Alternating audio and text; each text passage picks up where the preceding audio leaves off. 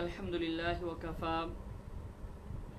والصلاة والسلام علی سید الانبیاء اما بعد فاعوذ باللہ السمیع العلیم من الشیطان الرجیم بسم اللہ الرحمن الرحیم ولمن خاف مقام ربہ جنتان وقال اللہ تعالی فی کلامہ المجید ان الذین یخشون ربهم بالغیب لہم مغفرۃ و اجر کبیر۔ معزز سامعین کرام، پچھلے لیکچر میں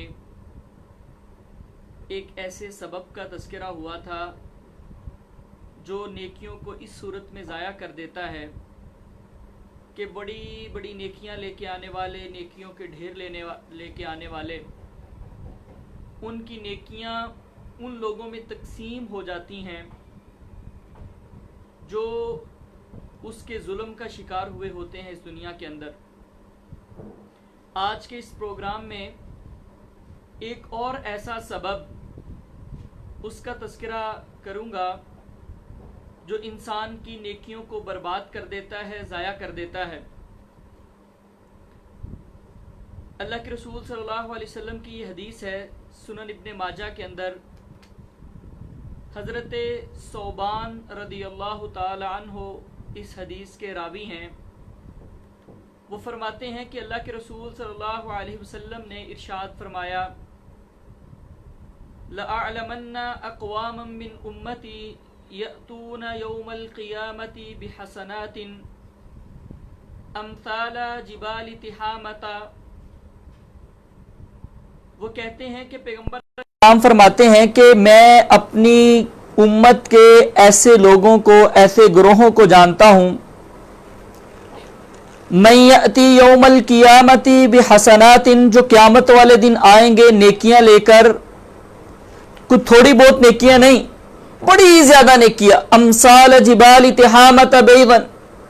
پیغمبر علیہ السلام فرماتے ہیں کہ تہامہ کے جو پہاڑ ہے نا، اتنی زیادہ نیکیاں لے کے آئیں گے، بہت بڑی وادی عرب کی تہامہ، اتنی زیادہ نیکیوں کے ڈھیر لے کے آئیں گے۔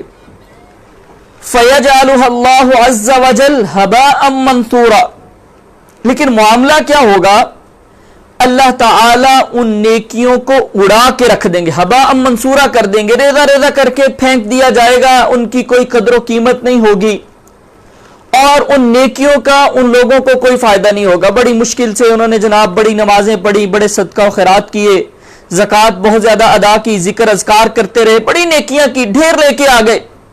فَيَجْعَلُهَا اللَّهُ عَزَّ وَجَلَّ هَبَاءً مَنْثُورًا، اللہ تعالیٰ اڑا دیں گے، ان کو ضائع کر دیں گے، ان کے کسی کام نہیں آئیں گی۔ حضرت ثوبان بڑے پریشان ہوتے ہیں، کہتے ہیں اللہ کے رسول صلی اللہ علیہ وسلم صفہم لنا، ہمیں ذرا بتائیے تو صحیح، ان کی کچھ صفات بتا دیجئے کہ وہ کون لوگ ہوں گے۔ جلہم لنا، اللہ کے رسول تھوڑی سی وضاحت فرما دیجئے۔ اللہ نکون منہم ونحن لا نعلم، کہیں ایسا نہ ہو کہ لا علمی کے اندر ہم بھی ایسے لوگوں میں شامل ہو جائیں۔ کیا ان کے اندر ایسی برائیاں ہوں گی؟ کیا ایسی خاص بات، کوئی ایسا گناہ ہوگا جس کی وجہ سے ان کی اتنی زیادہ نیکیاں اللہ تعالیٰ رائگاں قرار دے دیں گے؟ ذرا ان کی نشانیاں بتا دیجئے تاکہ ہم ان کو پہچان سکیں اور ایسی چیزوں سے ہم اجتناب کر سکیں۔ اللہ کے رسول صلی اللہ علیہ وسلم فرماتے ہیں، اما انہم، وہ تمہارے اندر سے، اخوانکم، وہ تمہارے بھائی ہوں گے، ومن جلدتکم، تمہاری ہی نسل سے ہوں گے، یعنی وہ کوئی خاص قوم قبیلہ نہیں ہے، وہ عام مسلمانوں میں رہنے والے لوگ ہوں گے۔ وَيَأْخُذُونَ مِنَ اللَّيْلِ كَمَا تَأْخُذُونَ، اگلی بات بڑی سننے والی ہے کہ وہ راتوں کو قیام کرنے والے بھی ہوں گے، جس طرح تم رات کو قیام کرتے ہو نا، اس طرح وہ بھی قیام کرنے والے ہوں گے۔ لیکن اما انہم قوم، لیکن وہ ایسی، اما انہم اقوام، لیکن وہ ایسے لوگ ہوں گے، اذا خلو بمحارم اللہ انتہکوها، جب تنہائی میں ہوتے ہیں تو اللہ کی حرمتوں کو پامال کرتے ہیں، تنہائی میں گناہوں سے گریز نہیں کرتے، جب کوئی ان کو دیکھنے والا نہیں ہوتا، اکیلے ہوتے ہیں تو جو چیزیں اللہ نے منع کر رکھی ہیں ان سے بچ نہیں پاتے، اپنے آپ کو بچا نہیں سکتے، ان کا شکار ہو جاتے ہیں۔ مطلب یہ ہے کہ وہ بظاہر تو بڑے نیک متقی پرہیزگار جیسے ہم ہوتے ہیں نا، لوگوں کے سامنے تو بڑے متقی پرہیزگار بن جاتے ہیں، زبان سے سبحان اللہ الحمدللہ استغفر اللہ کا ورد کرتے رہتے ہیں تاکہ سننے والا دیکھے کہ جناب یہ تو ہر وقت ذکر اذکار کرنے والے، اپنا گیٹ اپ بھی متقیوں والا بنانے کی کوشش کرتے ہیں۔ اور ہم نے سمجھا ہے کہ شاید تقوی پرہیزگاری جو ہے وہ ایک خاص قسم کا گیٹ اپ بنا لینے کا نام ہے، خاص قسم کے الفاظ زبان سے جاری کر لینے کا نام ہے۔ تو ہم لوگوں کی نظروں میں تو بہت متقی اور پرہیزگار بن جاتے ہیں، لیکن پیغمبر علیہ السلام یہ بیان کر رہے ہیں کہ اصل نیکی یہ ہے، نیکی کا امتحان یہ ہے، تقوی کا امتحان یہ ہے کہ جب کوئی دیکھنے والا نہ ہو پھر بھی انسان اللہ کی نافرمانی سے گریز کرے، یعنی ہماری خلوت اور جلوت ایک جیسی ہو۔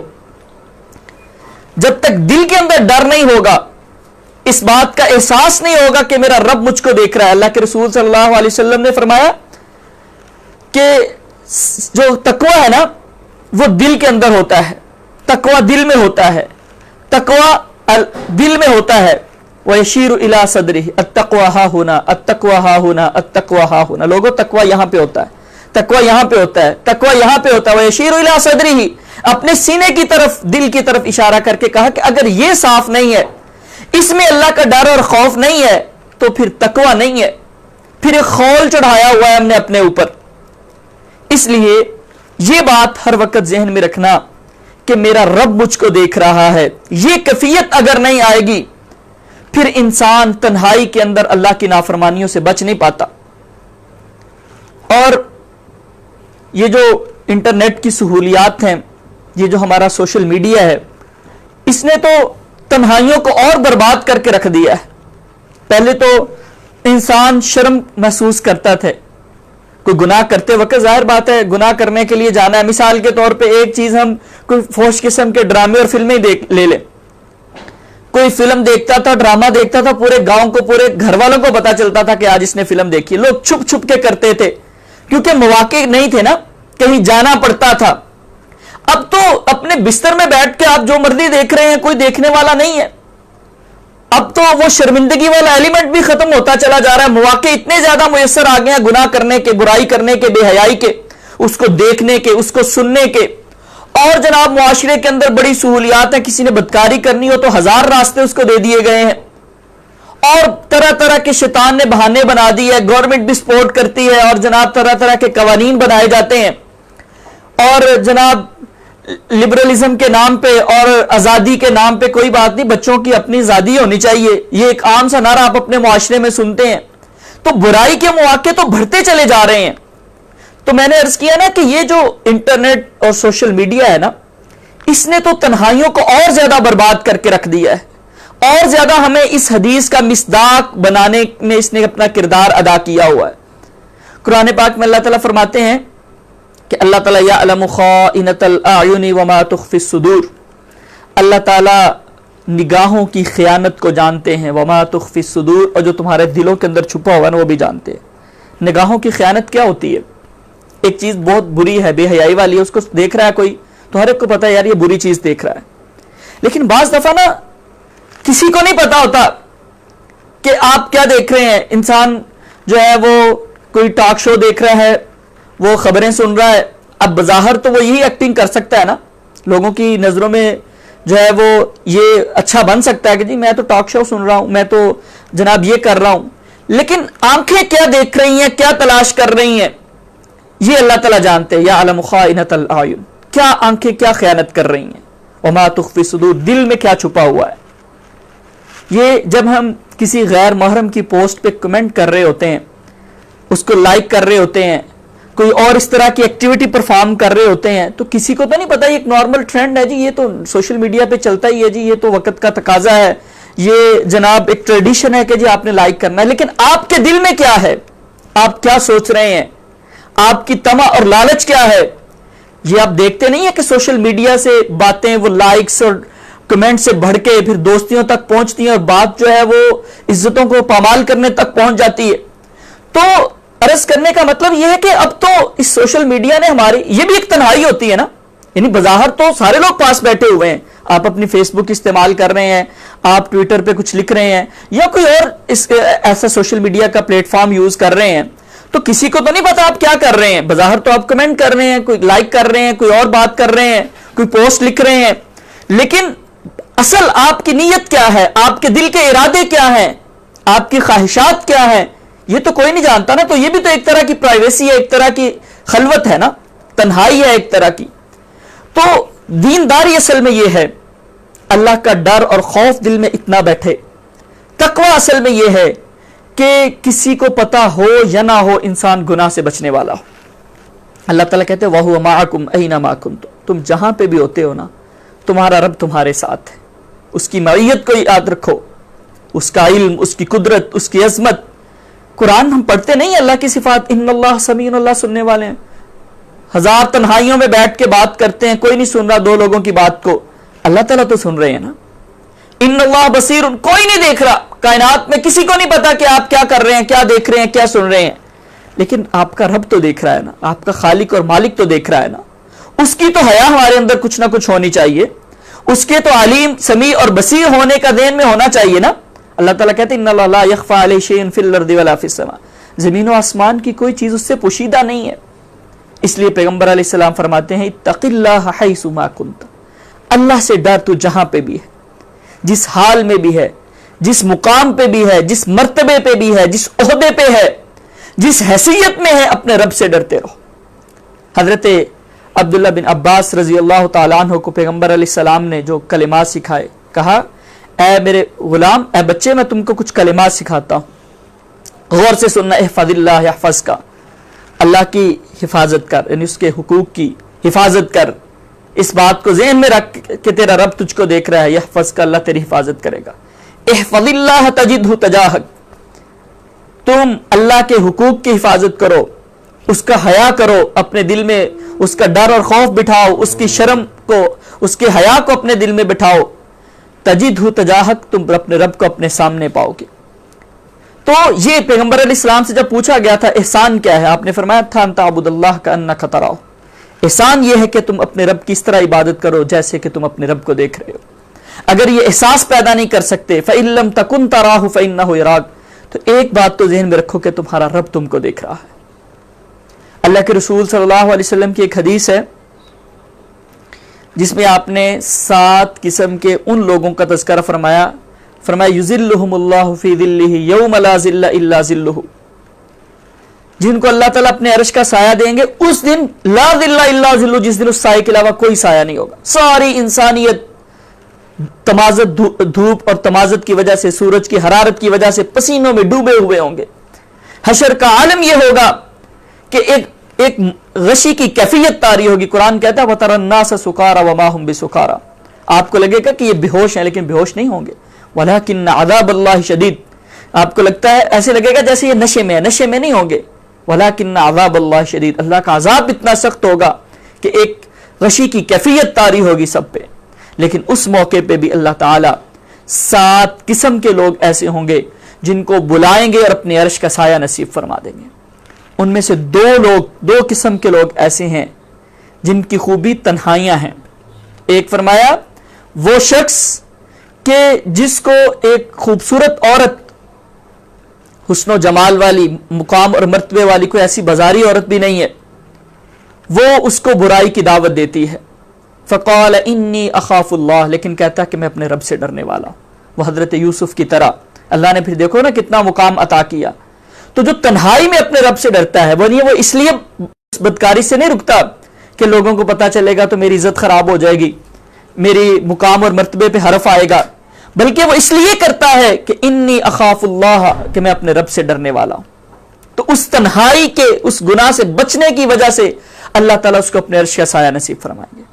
اور دوسرا شخص، ایک اور اس حدیث کے اندر آگے جا کے اللہ تعالیٰ فرماتے ہیں ایک اور قسم کے لوگ وہ ہوں گے ذکر اللہ خالیا ففاضت عیناہ، جو تنہائی میں اپنے رب کو یاد کرتا ہے اور اس کی آنکھوں سے آنسو جاری ہو جاتے ہیں. اکیلا بیٹھا ہے، سوچ رہا ہے، اپنے رب کی عظمتوں کو یاد کرتا ہے، اس کی کبریائی کا تذکرہ کرتا ہے اور اپنے گناہوں کو یاد کرتا ہے کہ میں نے رب کی کون کون سی نافرمانیاں کر رکھی ہیں، اس نے مجھ پہ کون کون سے انعامات کر رکھے ہیں. اور وہ تنہائی میں بیٹھا اپنے رب کو یاد کر رہا ہے اور آنسو بہائی جا رہا ہے، رو رہا ہے، اللہ کو اس کی تنہائی اتنی پسند آئے گی کہ اللہ تعالیٰ اس کو اپنے عرش کا سایہ نصیب فرما دیں گے۔ تو تنہائیاں جتنی اچھی ہوں گی ہماری، حافظ ابن قیم رحمہ اللہ فرماتے ہیں کہ تنہائی کے گناہ جتنا انسان کو ذلیل کرتے ہیں نا، اتنا کوئی اور گناہ نہیں کرتا۔ اور فرماتے ہیں کہ تنہائی کی عبادتیں جتنا انسان کو مقام، مرتبہ اور بلندیاں عطا کرتی ہیں، اتنی کوئی اور نیکی انسان کو بلندی اور مرتبہ عطا نہیں کرتی۔ اور کہتے ہیں کہ انسان کا کم از کم کوئی ایک عمل تو ایسا ہونا چاہیے جس کا اللہ کے علاوہ کوئی اور گواہ نہ ہو، کوئی نہ جاننے والا ہو، تنہائیوں کی نیکیاں۔ تو ہمیں اپنی تنہائیوں کو بہتر کرنے کی ضرورت ہے۔ اللہ تعالیٰ فرماتے ہیں ان الذین یخشون ربہم بالغیب، جو غیب میں اپنے رب سے ڈرتے ہیں، جب وہ لوگوں سے غائب ہوتے ہیں، کوئی نہیں ان کو دیکھنے والا ہوتا، وہ اکیلے ہوتے ہیں، کچھ کر رہے ہیں اگر مجلس میں بیٹھ کے بھی تو لوگوں کو نہیں پتہ چلتا وہ کیا کر رہے ہیں، کیا سوچ رہے ہیں، کس نیت سے کام کر رہے ہیں، کس نیت سے بات کر رہے ہیں۔ یخشون ربہم بالغیب، غیب میں، تنہائی میں اپنے رب سے ڈرنے والے ہیں۔ لہم مغفرۃ واجر کبیر، ان کے لیے بہت اللہ تعالیٰ کی بخشش بھی ہے اور بہت بڑا اجر بھی ہے۔ فرمایا وَلِمَنْ خَافَ مَقَامَ رَبِّهِ جَنَّتَانِ، جو اپنے رب کے سامنے ہونے سے ڈر جاتا ہے، کہتا ہے کوئی بات نہیں، لوگ دنیا والے نہیں دیکھ رہے، لیکن میں نے اپنے رب کے سامنے جا کے تو اس لمحے کا حساب دینا ہے نا کہ فلاں لمحے تم نے کیا کیا تھا۔ اس کو اللہ تعالیٰ جنتان، 2 باغات عطا فرمائیں گے۔ اس لیے آج کے اس ساری گفتگو کا خلاصہ یہ ہے کہ ہم اپنی تنہائیوں کو بہتر کریں۔ ہماری تنہائیاں ایسی ہونی چاہیے جس طرح ہم لوگوں کے سامنے بننے کی کوشش کرتے ہیں، جس طرح ہم چاہتے ہیں کہ لوگ ہمارے بارے میں گمان رکھیں، نیکی والی تنہائیاں۔ اگر تنہائی میں انسان اللہ کی حرمتوں کو پامال کرنے والا ہو، گناہ کرنے والا ہو، تو پیغمبر علیہ السلام کی حدیث یہ ہے کہ یجعلہ اللہ عز وجل حباء منصورا، اللہ تعالیٰ تہامہ پہاڑوں جتنی نیکیاں حباء منصورا کر کے رکھ دیں گے، ان کو ضائع کر دیں گے۔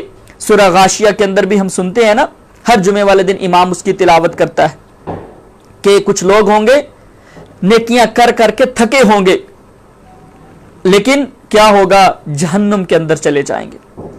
وجوہ یومئذ خاشعہ عاملۃ ناصبہ، عمل کرنے والے تھکے ہوئے، تصلی نارا حامیہ، بھڑکتی ہوئی آگ میں چلے جائیں گے، کیونکہ انہوں نے عمل کیے لیکن ان کی قبولیت کی طرف توجہ نہیں کی، ان عوامل سے بچنے کی کوشش نہیں کی جو نیکیوں کو ضائع کرنے والے ہیں۔ اللہ تعالیٰ سے دعا ہے کہ اللہ تعالیٰ ہماری خلوت اور جلوت کو ایک جیسا بنا دے اور ہماری تنہائیوں کو ایسا بنا دے جس طرح اللہ تعالیٰ چاہتے ہیں۔ وما علیہ الا البلاغ۔